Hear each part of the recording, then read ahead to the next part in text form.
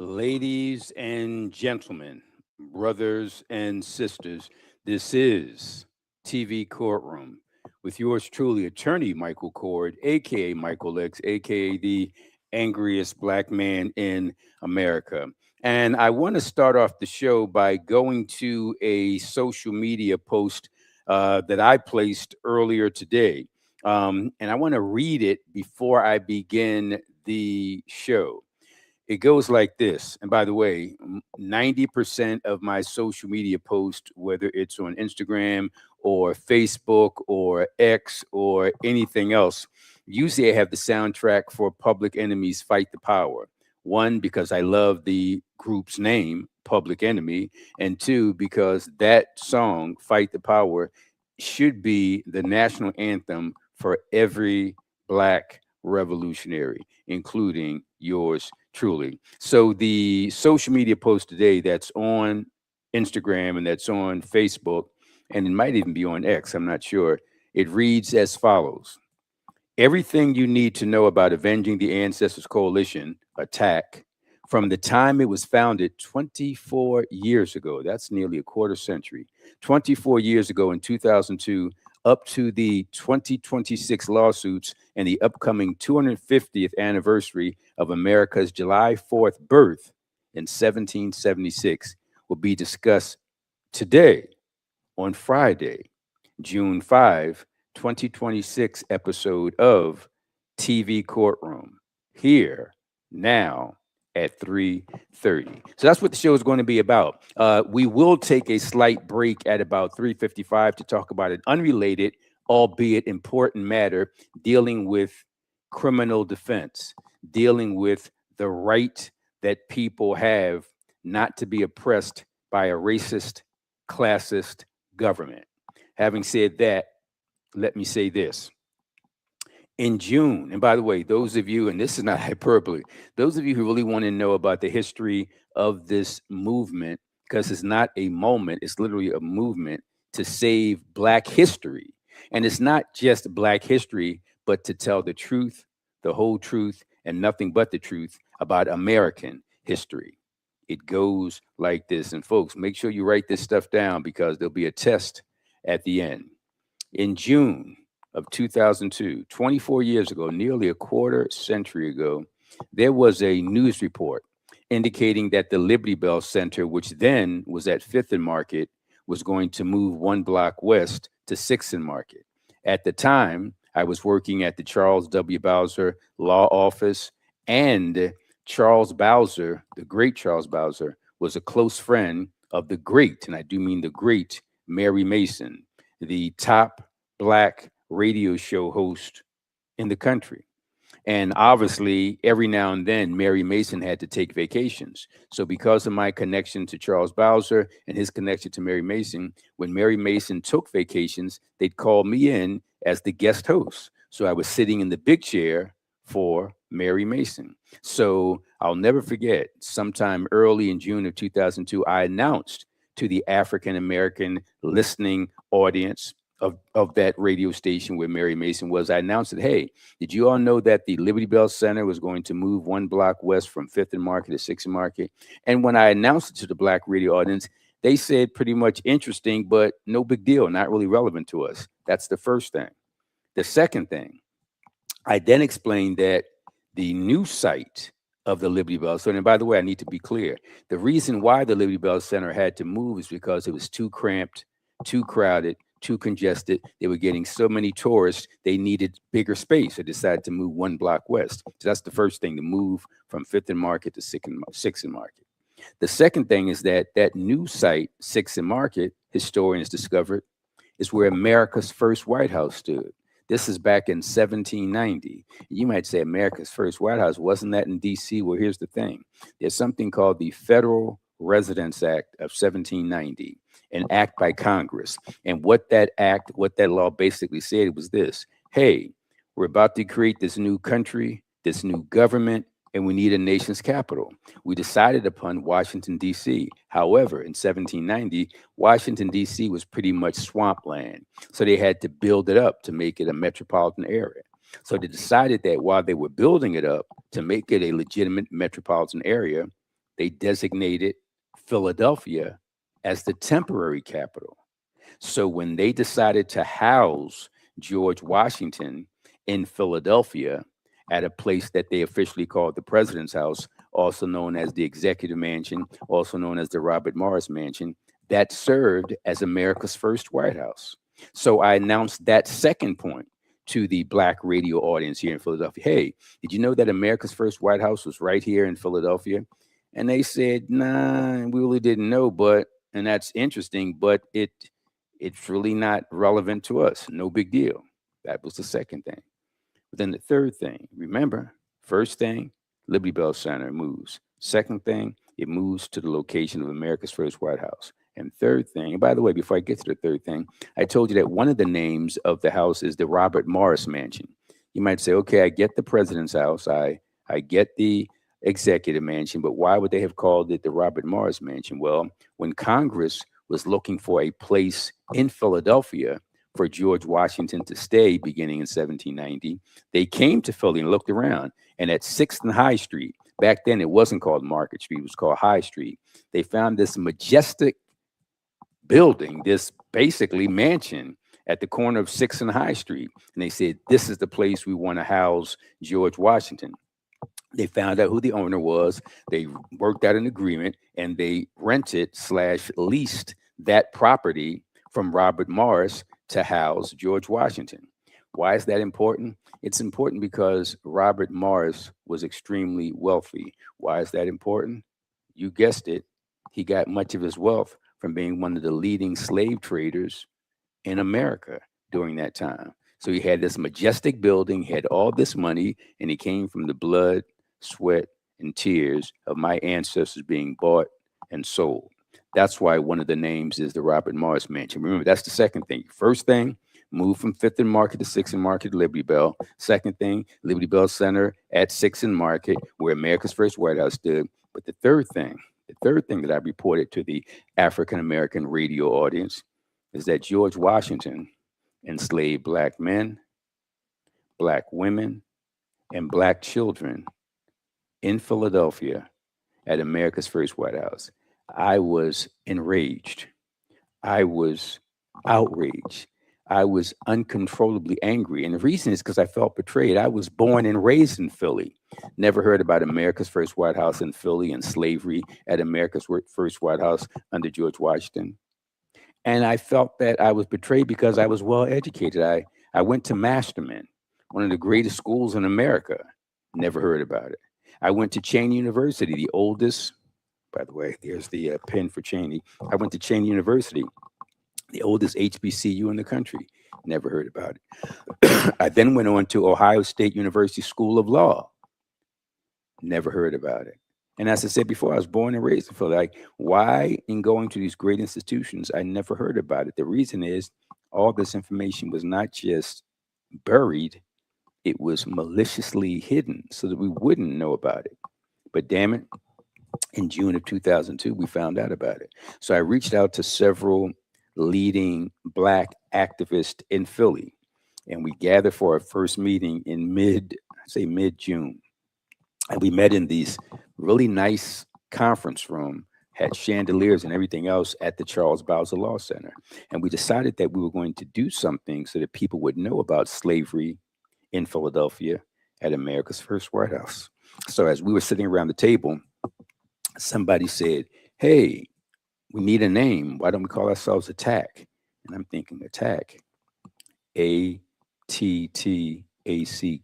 That makes no sense. They said, no, Mike, it's ATAC, Avenging the Ancestors Coalition. Mike, you always talk about avenging our ancestors. And we should avenge our ancestors. You see that right on the screen. Attack, ATAC, a pyramid type structure for the A, and then the T and the C in between. Avenging the Ancestors Coalition. Somebody said, Mike, you always talk about avenging the ancestors. Well, let's do that here regarding 6th and Market. And let's build a broad-based coalition. Muslims and Christians and agnostics and atheists and young people and old people and men and women and gay and straight and anybody who's Black or supports Black causes. Let's build this coalition and call it attack. So the rest, as they say, is history. So we formed this group called attack. And even though we were and still are angry black men and women, we were strategic. And by the way, folks who know me, they know that my moniker is the angriest black man in America. And I got that from the great James Baldwin, who said, and I'm paraphrasing, to be black and conscious in America is to be in a constant state of rage. So if you know about slavery and you're black, you got to be enraged. If you know about convict leasing and you're black, you got to be enraged. If you know about sharecropping and gerrymandering and redlining and mass incarceration and Jim Crow and police brutality, if you know all that and you're black, you got to be angry. But that anger has to be productive. That anger has to be constructive. That anger has to be strategic. And that's exactly what we did. So we gathered at the Charles Bowser Law Center and we wrote letters to every black elected official, local, state, federal, based in Philly. So if you were black in city council at the time, you're talking about 2002, you got a letter. If you were black and the mayor, and John Street was at the time, you got a letter. If you were a state rep or a state senator, but you had an office based in Philly, you got a letter. If you were in Congress and you were black, you got a letter. That would include the Honorable Congressman Shak Fattah, and believe it or not, Bob Brady. You might say, well, Bob Brady isn't black. Well, he isn't, but he had the only white man in America who had a predominantly black voting base. You talk about the constituency of Bob Brady, predominantly black. You talk about the demographics voting for Bob Brady, primarily black. So because of that, we sent him a letter. And the first to respond within, I'd say, 3 or 4 days was Honorable Mayor John Street. I'll never forget. I'm at my office, the Bowser Law Center. I get a letter from the mayor on his official station there. I'm like, why is the mayor writing to me? Well, he's responding to my letter, responding to a attack letter. And basically what he said was this: hey, I received your letter. I knew nothing about slavery in Philadelphia at America's First White House under George Washington. We checked it out with some historians. What you're saying is right. Let's make this official. You know, I jokingly say that attack back then and attack today, that we're a gang, that we are a guerrilla army. And essentially we are, because we move silently. When I say we move silently, we make sure that we don't have any official titles. There's nobody who's the president or the vice president or the treasurer, no board of directors. We move like a gang, progressive gang. We move like a guerrilla army, a revolutionary guerrilla army. But when the mayor reached out, he made part of our movement, quote unquote, official, quote unquote, legitimate. Because what he said is that, hey, based on this letter from attack, what I'm going to do, the mayor is saying, I'm going to form a group called the Mayor's Oversight Committee. And I'm going to include in the oversight committee stakeholders. I'm going to bring in leading historians and professors and archaeologists and preservationists. I'm going to bring in all these heavy hitters, and I'm going to include attack as part of that mayor's oversight committee. So now we became legit, as it were. So once this happened in June of 2002, and by the way, I can't forget, after we got that letter, and it also said with that mayor's oversight committee, he would kick in, Mayor John Street would kick in $1.5 million to jumpstart the initiative. And now we're on our way, but it got better. We then get legislation introduced by the Honorable Congressman Shaka Fattah and the Honorable Congressman Bob Brady kicking in another $3.5 million. So we were rolling at that point. We fought, attacked it with the Independence National Historical Park.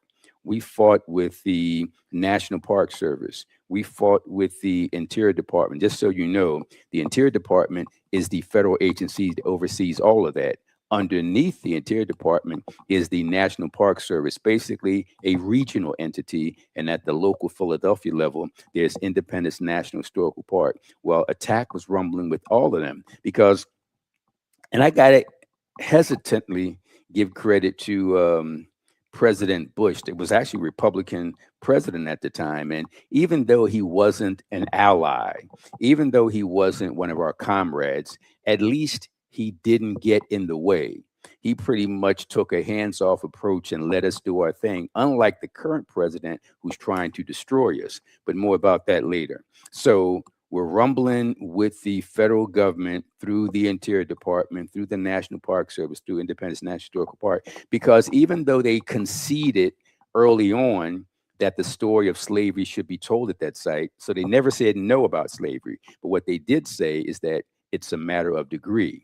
Remember, they found out that it's America's first White House. So what they want, where George Washington presided. So what they wanted was a George Washington memorial at that site with a small slavery component. We wanted a slavery memorial at that site with the small George Washington component. And the reason that we wanted a small George Washington component is that between Abe Lincoln and George Washington, the two of them individually have more monuments and memorials and statues than any other individual in American history. So our point was that you already talk about George Washington enough. Why don't you now talk about the people who George Washington enslaved? So for 8 years, we're rumbling on that issue from 2002, and then on December 15, 2010, December 15, 2010, at noon, a bitterly cold day, there was a grand opening with then Mayor Michael Nutter at exactly 12 o'clock, where he cut the ribbon for the grand opening of the first, I repeat, the first slavery memorial of its kind on federal property in the history of the United States. Black folks, angry black folks from the hood raised hell and took a page out of the book of Frederick Douglass, who said, agitate, agitate, agitate. And for 8 solid years, we agitated by protesting, by demonstrating, by petitioning, by rebelling, by resisting. 8 solid years of that. And on December 15, 2010, there was the grand opening of the first slave memorial of its kind on federal property in the history of the United States of America. And that came from black folks from the hood. And that memorial at that site was ingenious in its design. There's a guy by the name of Emmanuel Kelly, passed away several years ago, one of the greatest architects in American history, based here in Philly, a black man with the Kelly Maiello architectural firm. And they came up with a design, because I got to admit, at the time, I knew we wanted something, but I didn't know what that something was going to be. And the great Emmanuel Kelly and his partner, a gentleman by the name of Troy Leonard, who's still around and still at the architectural firm, they came up with this design that's just mind blowing. They ingeniously looked at the paintings and the drawings from the 1790s to see what that White House looked like. And it had this large, majestic entrance, and it had this bow window on the left side and 2 bow windows on the right side. So the Kelly Maiello architectural firm, headed by a black man, Emmanuel Kelly, they replicated that. So when you go to 6th and Market today, you see the same imagery that George Washington saw when he walked in through that entrance. You see the same imagery that our 9 enslaved African descendant ancestors saw and went through. That's as you walk in. And then it gets better. They had 34 interpretive panels. When I say had, I'll explain why I said had as opposed to have. 34 interpretive panels that explain everything about the site. It was almost like not only seeing what existed in 1790, but having an encyclopedia go throughout the entire project explaining everything. Those were the interpretive panels. That was the blood and the sweat and the tears and the heart of the site. Because although the physical stuff was great, the physical stuff meant nothing if you didn't know what it represented, if there was no explanation. So the explanation, the brains of the site, that's the 34 interpretive panels. And those panels were written by some of the greatest historians and professors and scholars in American history. So everything was tight. We also had in addition to 34 interpretive panels talking about the site, we also have 5 TV monitors that are motion activated. So as you walk up near the TVs, there's a replica, well, better stated, they are reenactors on the TV playing the role of the 9 enslaved African descendants. So you can walk up to these TVs, it's motion detected, and you can see certain scenes of their life beginning in 1790 at that site. You want more? We got more. During the archaeological dig, which I believe began in 2007, we discovered that, and we didn't expect it, while the archaeologists were digging, that there was a type of wall or a foundation to a wall that was right there in the middle of it. And we realized this is the foundation of the wall in the kitchen where the Black people spent most of their time laboring and slaving for George Washington and the national and international dignitaries that came to the site. We were like, whoa. So we decided that instead of throwing dirt on top of it to build a monument or memorial on top of it, we just continue to expand that hole in the ground so we can see and look down into 1790. And we decided to build a vitrine.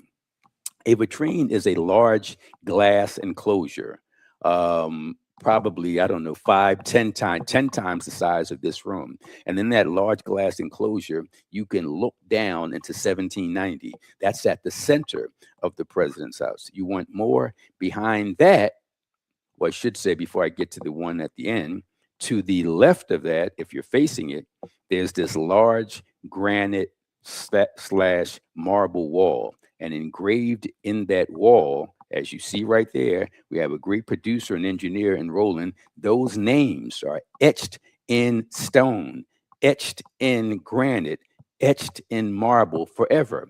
That's at the site. You want more? Once you pass that vitrine, once you pass that wall, you then see the slave quarters.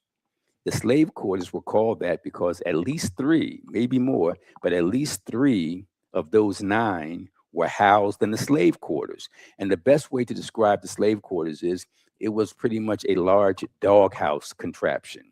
And as bitterly cold as it was on December 15, 2010, during the grand opening, can you imagine what they went through from 1790 to 1797 during the bitterly cold winter months, living in the slave quarters in the hellishly hot summer months? Can you imagine what they went through? So we were able to have a replica of the size of the slave quarters to the rear of that wall that you see on the screen. And the location of the slave quarters is absolutely perfect. Why? Remember, I told you this whole thing jump started. And by the way, in about 2 or 3 minutes, we're going to shift gears and go to a completely different topic. And I'll explain to you why. But give me 2 or 3 minutes and then we'll shift gears and then come back after about 10 minutes. But let me just wrap this part up and then I'll come back to it later. So the reason why the slave quarters, the location is so important is just like it was a battle for us to persuade the federal government that this should not be a George Washington memorial with a small slavery component. Instead, it should be a large slavery memorial with a small George Washington. That was one fight. And the other fight was the slave quarters, the location of the slave quarters. There's a great historian, a guy by the name of Ed Lawler. You can't talk about this site of the president's house and the slave memorial without talking about Ed Lawler. He's the one who kind of stumbled across all this history and wrote voluminously about the site at 6th and Market Street. So Ed Lawler was able to find a map that showed you exactly where the slave quarters were relative to the president's house. And one of the reasons why the slave quarters location was such a fight because the Independence National Historical Park and the National Park Service and Independence National Historical Park, they battled with Ed Lawler saying, no, you're wrong. The slave quarters were not there. And because the slave quarters were not there, we're not going to build a replica of it. But then something happened. And that was a big fight, the location of the site.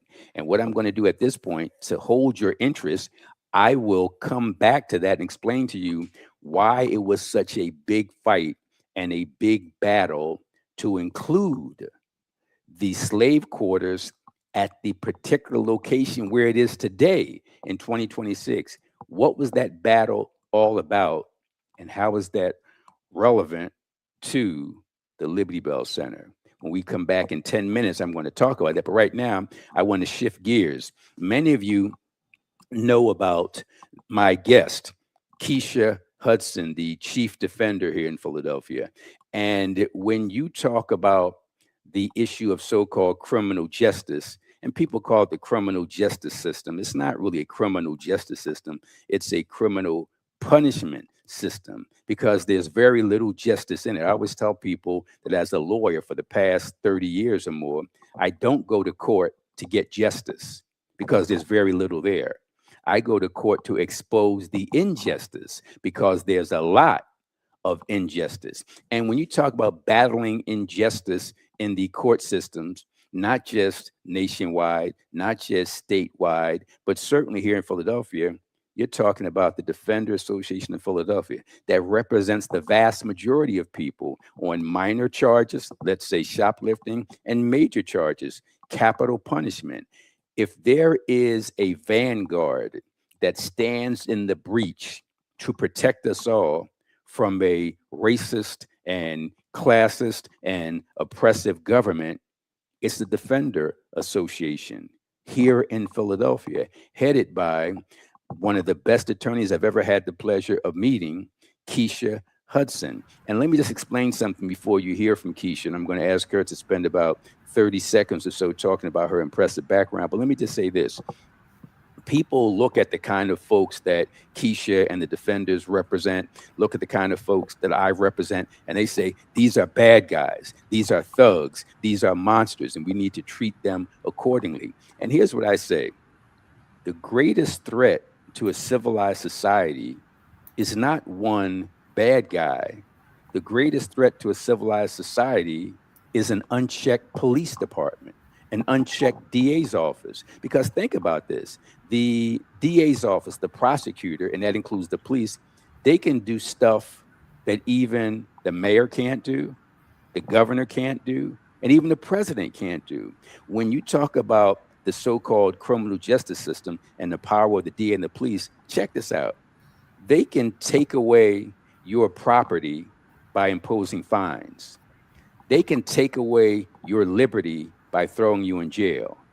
They can take away your children through custody orders, and they can take away your life through the death penalty. Somebody has to stand in the breach to make sure that what needs to be done to protect us is done. Nobody, I repeat, nobody does it better and more consistently than the Defender Association of Philadelphia. And without further ado, let's hear from the Chief Defender, Keisha Hudson. Keisha, how are you today? Not good. Good But answer. I'm grateful to be on your show, to have a few minutes to talk about the really dangerous time that we are in right now, when it comes to the work that we do and the funding of the work that we do. You said dangerous time, and I'm glad you said that. I'm already sitting down, Keisha, but I'll shut up in just a second and turn it over to you.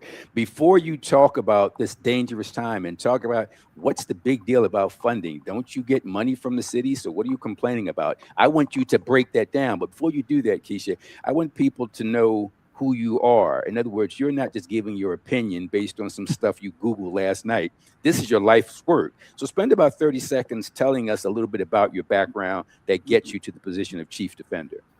Always start with that I'm a proud immigrant of Jamaica. Immigrated when I was almost 16 years old to New York City, and completed my undergraduate and my law degree at Cornell University. I have been, this September, I will have been practicing public defense for 24 years. This is my life's work. It is my life's calling. And I could not imagine doing anything else with my law degree than standing next to what I consider the most vulnerable children and adults here in the city of Philadelphia. You know, I gave you 30 seconds to talk about yourself, but you're so humble and modest. You took about 17, 18 seconds. But suffice it to say that you're really about the work and you have a thoroughly impressive resume. You talked about a dangerous time. What do you mean by that? I'm going to come out and state it plainly, that the entire time that Mayor Parker has been in office, there has been a deep underfunding of our organization. She just completed her third budget, and in 3 years, this administration has only allocated 1 million. That's an M. $1 million over the past 3 years, and that $1 million was for her signature wellness court program. Compared to the same time period for Mayor Kenny, when in his three budget cycles that we had with him, we received over $15 million so that we can sustain our organization. Let me tell you why we need that funding. We are the only independent public defense organization in the state. We're the only independent, right? The first principle for the American Bar Association for public defense is that you have to be independent. You have to be independent of the city, the courts, the district attorney's office, the police, right? Because we are the only constitutionally mandated actor in the system. Public defenders are the only constitutionally mandated actors. So we have to be independent. Unfortunately, where we are with funding public defense in Pennsylvania is that the funding comes from every city and county, right? So we have 67 counties in Pennsylvania, and you have 67 different funding because the city or the county funds, which means we get 99% of our funding from the city of Philadelphia. We are deeply underfunded. We are deeply under-resourced. We have 523 incredible defenders here who last year represented 34,000 people and appeared in court over 250,000 times. We do incredible work, but a distinction that I have tried to get City Council and certainly this mayor to understand is that while they fund us 99% of our funding, they don't treat us as a city agency in the same. So we pay our own rent. We pay our own health care. We pay all our benefits. We pay for all of our technology. Remember, 523 people. We call that operation costs and benefits costs. I wish I had a calculator to put up here, but our base budget is $69 million a year, right? And it was 68 million before Parker came in. It's moved up by 1 million. 24 million of that 69 million goes for me to turn the lights on so that your public defenders can sit at desks that we pay for, to work on computers that we pay for, be able to have their salaries and their health care that we pay for. We are not in the city's pension, so I have to pay for 403B. So before we even turn on the lights, $24 million is out of my 69 budget. The DAO, the Office of Public Safety, the law department, they don't have that $24 million chunk that comes out of their budget because the city funds all of that. So the funding is critical to us, and to underfund and deeply underfund us 3 years in a row. She just did a 5-year budget where we are at zero for the next 5 years. So until something miraculous changes, we are slated to be at zero until 2030 is deeply, deeply, deeply concerning to me here. And it is dangerous for the people that we represent. I'm writing down these numbers, and Keisha, I have to tell you, if somebody else told me the numbers that you told me, I wouldn't believe it because it doesn't sound credible. But you obviously know what you're talking about. Let's compare it to, let's say, the DA's office and the police department. How much money do they get? The district attorney's office, I believe their base budget is 62 million. My base budget is 69. So if the average Philadelphian is looking at my budget, they say, well, the Defender Association is doing well, except for what I said before. He doesn't have 24 million that goes to rent. And by the way, I pay real estate taxes back to the city because of our rent. So this agency that funds us, we have to pay our real estate taxes to that agency. So, it's not that I have a higher budget than Larry. It's Larry is operating with the full account of that budget. We also have to remember that what do people love to fund, right? What does our city love to fund? What does our state agency love to fund, right? You hear the announcement of task force all the time. The gun violence task force at the district attorney's office, the real retail theft task force at the district attorney's office, and funding pours in for those initiatives, right? It doesn't come to us. Pennsylvania is ranked 45th in the country in public defense funding. For the entirety of Shapiro's term, he did start funding public defense. It has stayed at 7.5 million, now going to a third year, which means $140,000 comes to the defenders out of that. You compare PA to Michigan, right? We're at 7.5 million a year funding public defense. Michigan is at 350 million. And I picked Michigan because Michigan has a comparable criminal justice involved population, right? So not only are we deeply underfunding public defense in the city of Philadelphia, we're doing it in the entire Commonwealth. What is particularly concerning for me, and I have already said this in my public statement, I've informed the courts, I've informed the district attorney's office that there will be an impact, right?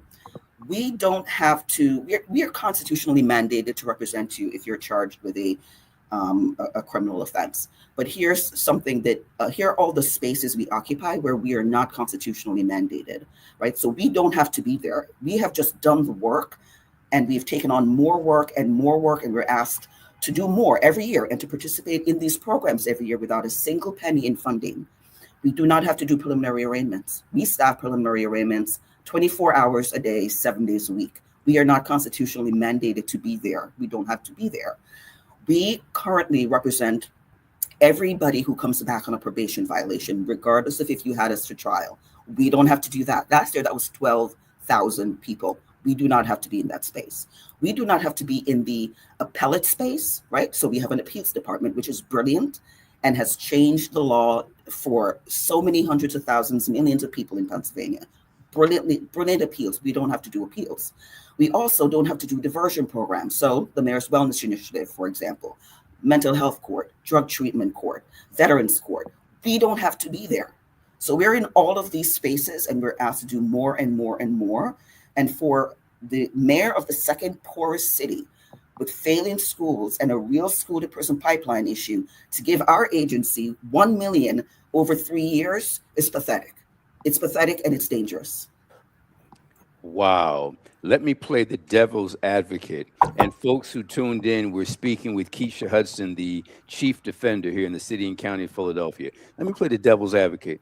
Come on, Keisha. You represent the bad guys, these thugs who are destroying the city. Why should we taxpayers provide funding for that? What's your response? 1 in 5 Philadelphians are going to need us. 1 in 5.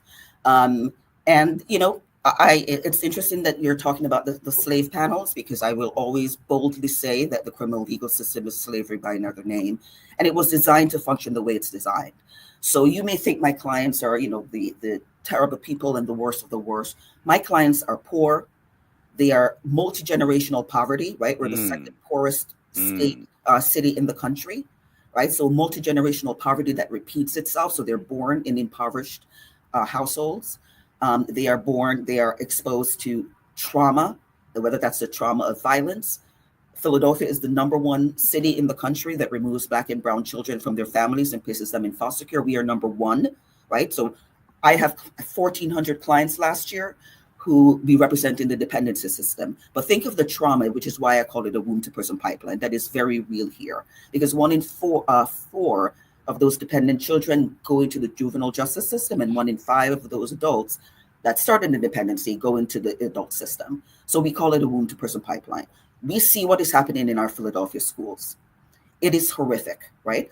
So I have clients who are coming in who cannot read, clients who have mislearning impairments, clients who had IEPs and 504s, but the school district didn't do remotely what they needed to do to meet that IEP at 504. We have the biggest opioid crisis here in the city. And then people, you know, are thinking these failed social services, right? I always say people come to the public defense space when every other social system has failed. So you have family units that the city disrupts. You have impoverished neighborhoods, and it's multi-generational poverty. And think about what that does for food insecurity, housing insecurity, the ability to go and get mental health care or physical care. You have failing public health systems, right? You have food deserts, and you have all of this enmeshed. And I don't need to meet my client, Michael, to tell you what combination of that failure of social systems got them in my door. I don't need to interview them. I can just tell you how they got here. So the gun violence epidemic, and we're thinking, oh, you know, what is this uptick? And we're scratching our heads, and we're like, why is this violence happening? Go back to redlining in the 30s, and I'll tell you how we got here. Because you put a red line over areas in Philadelphia, and you drew that, and you disinvested them for 30s and the 40s and the 50s and the 60s, and then you look where my clients come from, and that map of Redline Philadelphia is almost a perfect match. So don't tell me my clients just woke up and decided, oh, you know what, shooting someone feels really great today. I think that's what I'm going to do, because You that's know, not how he got there. folks, we are listening to the Honorable, although she might dispute it, I'm going to call it the Honorable Keisha Hudson, Esquire, Chief Defender, who's, as you see over my right shoulder, there's Malcolm X. And even though she's a big time A-list attorney, she's making it plain in a way that folks can understand. So when you hear folks talk about her clients and my clients as the bad guy, she explained how they're not the bad guys. And I go a little further and I say, when you look at our clients, for me, they are the lesion. The lesion is the sore that's pus filled and ugly, but it's not the lesion that's the problem. It's the cancer that causes the lesion. Mm-hmm. So when you point the finger at my clients and call them thugs, you're really pointing the finger at society. That's what it's all about. And also, Keisha and I would also point out that even if it's ultimately proven that our clients have done something bad, it's got to be ultimately proven. Many of our clients are factually innocent, not just legally not guilty, but factually innocent. We got about 6, 7 more minutes, Keisha. I want to ask you to do two things. One, to tell us if the problem is what you said it is, what's the solution, and what's your contact information. Folks who are persuaded, like I am, about your eloquent points and arguments, what's the solution? What can we all do to help? Um, the Defender Association is a target of this administration, and I'll tell you, I'll tell you why. Because not only have we been flat funded, except for 1 million in every one of our budgets, right? Three budget cycles, only 1 million over 3 budget cycles. The next 5 show us receiving zero. Yesterday, when budget was passed, the police, the DAO, and the courts all got funding and support. All other entities in the system got funding and support. We were the only one flat funded. Why I say that we are targeted by this administration, and when I say target, I take it personally, not just for 523 for the defenders, I take it for 34,000 people we represented, is that the district attorney's office got more than they requested. The FJD got more than they requested. I cannot think of a better FU to me and my clients and the poor people of Philadelphia than to not just flat fund me, but to give the other actors in the system more than they asked for. Wow, this is outrageous. The more you talk, the more outrageous it is. What's the solution? What can we all do? Is it too late? Is there something the public can do at this point? Yes, the public, you have city council members, you have to call on the mayor and, explain why we are a critical system. But this is petty and it's vindictive. And that's all it is. And that is a character flaw that this mayor has. And we are not a high school yearbook committee. You're running a big city, second poorest city in America. So I critique you, and you are unable, right, to take any sort of criticism at all on issues within my purview. And so what you do is you then punish, and that's what's been happening for the past 3 years. That is a flaw that you have to, as a Philadelphian, assess: is this really who I want running my city?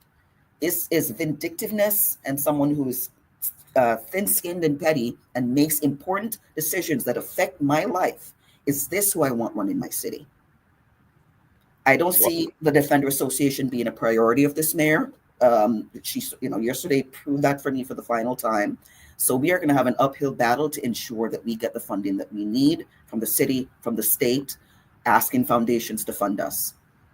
We're speaking with Keisha Hudson, the Chief Defender of the City and County of Philadelphia. As we wrap this up, I'm going to ask two things. One, is there contact information, a phone number, an email address, a website, social media pages where folks can reach out to you, reach out to your office to get more information? That's the first thing. And the second thing, because this is the TV courtroom show, as you know, Keisha, in many court proceedings, certainly in trials, there's an opportunity for a closing argument. I'm going to give you 2-3 minutes for that closing argument. But first, how can we contact you, your office, your staff for more information, and then your 2-3 minute closing argument? We do have a website that is has a lot of details on all of the incredible work we do here. We also are on Facebook and Instagram and Threads, so please follow us there. We highlight a lot of the issues you should be aware of. In the last year, we've done really incredible, important work around uncovering police misconduct. And so you'll find information about the work that we do and how many clients have been impacted, how many people we're bringing back home who were the victims of police misconduct in their cases. And so those are some good ways that you can get information. My closing argument, would be this, that we have to understand, as I said before, that the addressing the upstream issues that got our clients here in the first place, right? So poverty, trauma, family policing and removal of children from Black and Brown parents in the city, the failing of our other social systems in terms of our schools, the failing of public health systems that are not assessing, or even if they are assessing, not treating mental health issues, drug and alcohol issues, um, all of these issues that are the responsibility of the people who lead the city, right? A budget is a moral document, right? It is a moral document. It shows what you value. It shows what's important. It shows what you're going to support, and it shows what you're going to fund. We need people to understand that. We need to start addressing these issues, these upstream issues, so that we can prevent people from entering the system, because it's the failure of those systems that's the reason they enter the system in the first place. But it is really tragic that this system was designed because, again, mass incarceration, racism, and capitalism, right? That people profit from this, right? Which is why I call it slavery by another name, right? So it was designed to function this way. And so we already came into the Parker administration underfunded, and so now we're just being squeezed tighter and tighter and tighter and tighter and tighter and tighter and tighter, to the point now where I have to make decisions that I have to reduce staffing in courtrooms. I have to shut down programs because we cannot continue to staff and serve the people of Philadelphia in this model. But that population, caring about population, that's not going to move the Parker administration. That is no matter to her. So more people come into the system, more people go through the jails, right? More people end up getting ineffective assistance of counsel, and they get sent to prison. That is not going to move this administration, because that's not a part of this population that this administration cares about. And yesterday was the most damning example of that. Wow, wow, wow. If I were the fourth person of the jury, Madam Chief Defender Keisha Hudson, I'd rule, I give you whatever you want, because that should be done. Folks, for more information, you can reach out to the Defender Association of Philadelphia at phillydefender.org. That's phillydefender.org. When I said at the beginning, we have a vanguard standing in the breach, protecting us from an unjust so-called criminal justice system, and that vanguard is the Defender Association of Philadelphia, headed by Keisha Hudson, Esquire, Chief Defender. Keep fighting the good fight. Let me know what Always, I can do to support always. you, and the battle is not over. Thank you for I spending will reach time. out. Thank you so much for having me. Great stuff from Chief Defender Keisha Hudson. For more information about these dangerous times that Keisha was talking about, simply go to phillydefenders.org. Big shout out to our producer, engineer extraordinaire Roland, for putting that up on the screen, phillydefenders.org. Folks, I got about 9, maybe 10 more minutes to go back to our initial discussion, because I wanted to give you all the details about the President's House Slave Memorial. And I stopped before the Honorable Keisha Hudson Esquire came on. I stopped at the slave quarters. There was a big fight with the federal government about that location, because they realized that the Liberty Bell Center is at the far end, to the rear of the president's house. And if the slave quarters were placed where the great historian Ed Lawler wanted the slave quarters replaced, it would be about 15, 20 feet from the main entrance to the Liberty Bell Center. Here's why that was important, and that's why that was such a big fight. As you enter the Liberty Bell Center, which is the symbol of liberty and freedom, not just the symbol of liberty and freedom. But when you go into the Liberty Bell Center, that's literally the heaven of freedom. But before you get to that heaven of freedom, you literally have to cross the hell of slavery. Because once you go into the slave quarters, the main entrance to the Liberty Bell Center is about 15, 20 feet away. So as you enter this heaven of liberty, you have to cross the hell of slavery. That's why they didn't want it situated there, but we wanted it there because historically that's where it was. And that juxtaposition clearly shows the height of historical hypocrisy. All that stuff I just mentioned, the front of the house, the interpretive panels, the gigantic wall, the vitrine, the TV monitors, the slave quarters, all that stuff tells you the truth, the whole truth, and nothing but the truth about American history. So after that grand opening, December 15, 2010, everything was great until it wasn't.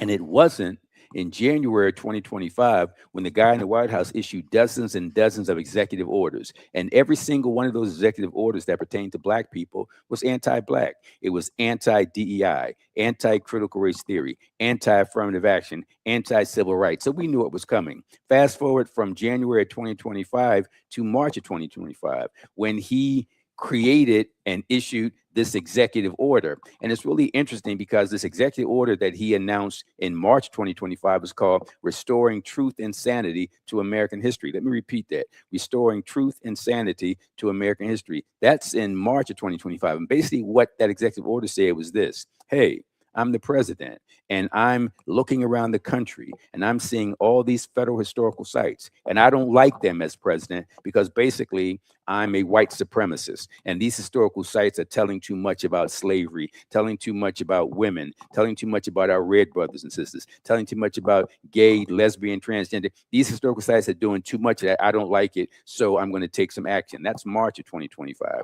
Fast forward to May of 2025, where he had his Interior Department secretary, a guy named Doug Burgum, to specifically target Sixth and Market. Did that in May of 2025 and said within 120 days, we can shut down the whole site, and we probably will. That's in May of 2025. 120 days takes us to September 17 of 2025. They could have shut it down then, but he didn't. And the reason, because there was too much public pushback. Attack put the word out, and we went from our almost exclusively Black hood organization that is Attack, and we expanded. And we expanded to the point where the coalition became an alliance. We brought in white folks. We brought in older folks. We brought in professional folks. I mean, you're talking about Blacks and whites. You're talking about gay and straight. You're talking about Jewish and Muslim. You're talking about Republican and Democrat. You're talking about conservative and revolutionary. You're talking about young and old. You're talking about blue collar and white collar. You're talking about rich and poor. You talk about the highly educated and the illiterate. They all came together to say that, hey, you got to tell the truth, the whole truth, and nothing but the truth about American history. So September 17 came and went, didn't shut down. October, November, December, January 17, nothing. But about 5 days after that, on January 22 of 2026, he came in like a thief in the night, more like a thief in the daytime. And with these gigantic crowbars, they peeled off those 34 interpretive panels that told you the story of the site. They desecrated that site. Big shout out to Madam Mayor Sherelle Parker and the law department. They immediately filed for a preliminary injunction. All that means is they were trying to get a federal judge to force the federal government to not further destroy the site and to restore and put back those 34 interpretive panels. Our group came along, Attack, ATAC, Avenging the Ancestors Coalition, along with a great organization called the Black Journey, Black tour guides that tell you the story of Black history at that site. So Attack and the Black Journey came together, and we got a powerful legal team headed by Professor Kara McClellan, Esquire, of the University of Penn School of Law, along with the phenomenal, and I do mean the phenomenal, NAACP Legal Defense Fund, and we also have a major, mega white collar law firm. So you got these A-list attorneys who came together, and we joined in with the city to support their argument. And they had a really great argument with something called the Administrative Procedures Act that basically said that the federal government can't take arbitrary and unilateral action against a site that's connected to the city. And they made a strong argument, and we joined in the argument, but we expanded it by saying, yes, it's the Administrative Procedures Act of 1946, but it's more than that. It's also about race. It's also about racism, also about slavery. So we expanded it. We went to federal court. We won. A Republican appointed federal district court judge ruled in our favor and ordered the Trump administration to put all 34 panels back. But the Trump administration appealed, and they went up to the Third Circuit. Just a few days ago, on June 2, 2026, we were in the Third Circuit, and our attorneys and the city's attorneys did a great job. Now we're sitting and waiting for a decision from the Third Circuit as to whether or not all 34 of those panels. We were able to get 16 of the 34 back, but there are a remaining 18. And once those are restored, the whole site will be restored. What ATTACK is trying to do is to make sure that, one, the site is restored, two, that the site is enhanced, and three, that the site is replicated all across the country. We're fighting a good fight, and we're winning. Here's what you got to write down. In connection with America's 250th birthday on July 4, it's going to jumpstart here in Philly with Juneteenth on June 19th. It's going to wrap up on July 4. ATTACK is going to be front and center at a major Juneteenth event on June 19th to kick off the 250th anniversary of the birth of this country. And then on July 4, 2026, we're going to go out with a bang by having the biggest public event that ATTACK has ever had. I want to tell you more, but we run out of time. Here's what you need to do. Email us or call us, and we'll give you all the information. Email us at atac.avengingtheancestors@gmail.com. Roland has it right on the screen. atac.avengingtheancestors@gmail.com, and say, I want more information. Or call us, 215-552-8751. 215-552-8751. Once again, 215-552-8751. But the main way to reach us and to get the quickest response is by emailing us, atac.avengingtheancestors@gmail.com. This battle to save this site is clearly one of the most important events in African American history over the past 100 years. On the eve of the 250th anniversary, Americans are going to talk about how much they love this country, but you can't love something until you know everything about it, the good, the bad, and the ugly. You want to talk about the good? Okay, they fought the war for independence of Great Britain. Talk about that. But there's the bad, the mistreatment of women, and there's the ugly, the genocide against our red brothers and sisters, and the enslavement of my Black ancestors. Folks, I run out of time. Thank you for tuning in. We look forward to you reaching out to us at atac.avengingtheancestors@gmail.com and becoming a part of this historic and cultural Black Revolutionary Army. I end today's show, like I end every show. It goes like this. Think Black, I'm out.